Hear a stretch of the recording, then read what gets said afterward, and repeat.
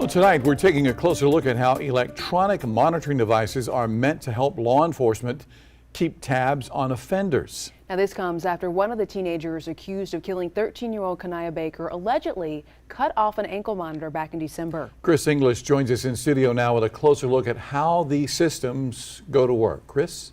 Well, JR, Erica, tonight we set out to learn how these trackers work, but more importantly, what happens and who is responsible when an offender removes their device. Ankle monitor bracelets are used on both adult and juvenile offenders. The devices utilize GPS technology to track and report a subject's movement. Daryl Fulton with Offender Management Services says the units will report unauthorized movements immediately.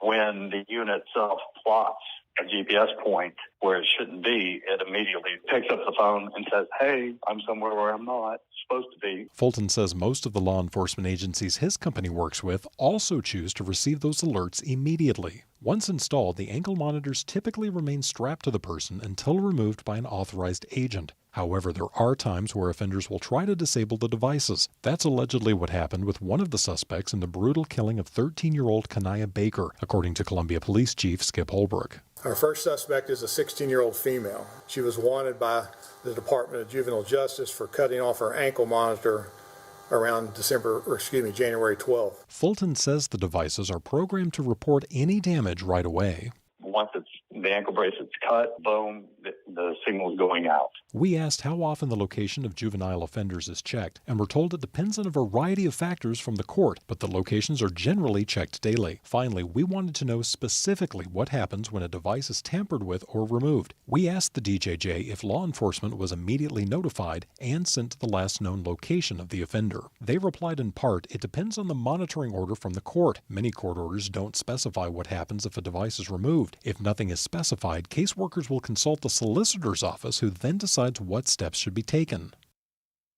And JR, Erica, the DJJ rep that we spoke to noted that while their caseworkers are responsible for monitoring youth that have been ordered to wear those trackers, they are not law enforcement officers and have no authority to take children into custody should one of those devices be disabled.